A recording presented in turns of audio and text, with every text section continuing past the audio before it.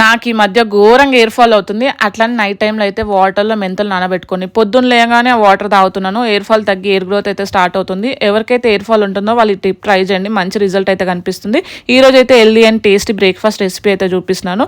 First అయితే night అంతా నానబెట్టుకున్న మిల్లెట్స్ అయితే తీసుకోవాలి. ఆ తర్వాత ఒక గిన్నెలో అటుకులు వేసుకొని వాటర్ పోసుకొని ఒక 10 మినిట్స్ అయితే నాననివ్వాలి.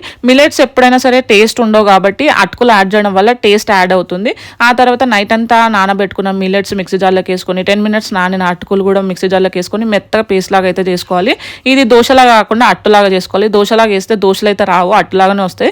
ఇంకా బ్యాటర్ అంతా ఒక గిన్నెలోకి వేసుకొని కొంచెం ఉప్పు వాటర్ యాడ్ చేసుకొని ఇంకా మనం అట్టులాగా వేసుకోవడమే. దీంట్లో మనము క్యారెట్, ఆనియన్, పచ్చిమిర్చి కూడా వేసుకోవచ్చు. నేనైతే డైరెక్ట్ వేస్తున్నాను. ఇంకా అవి యాడ్ చేసి ఇంకా టేస్ట్ ఉంటుంది. మా పిల్లలు అవన్నీ తినరు కాబట్టి ఇంకా నేను డైరెక్ట్ వేసేస్తున్నాను. హెల్త్కి అయితే చాలా మంచిది. నార్మల్ దోశల కన్నా ఈ దోశలు టేస్ట్ కూడా చాలా బాగుంటుంది. మీరు కూడా ట్రై చేసి ఎట్లుందో కింద అయితే కామెంట్ చేయండి.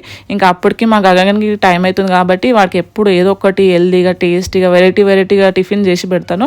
ఇంకా వాడు రెడీ అయిపోయి ఇలా రెడీగా కూర్చున్నాడు. ఇంకా మా అత్తమ్మకి ఇచ్చేసి మా అత్తమ్మనే వానికి తినిపించేసింది. ఇంకా నేను కూడా టేస్ట్ చేసినాను. టేస్ట్ అయితే చాలా బాగుంది. హెల్దీగా టేస్టీగా చేసుకోవాలంటుంటే అప్పుడప్పుడుకి చేసుకొని ఒక 10 మినిట్స్లో తినొచ్చు అనమాట. Thank you so much for watching.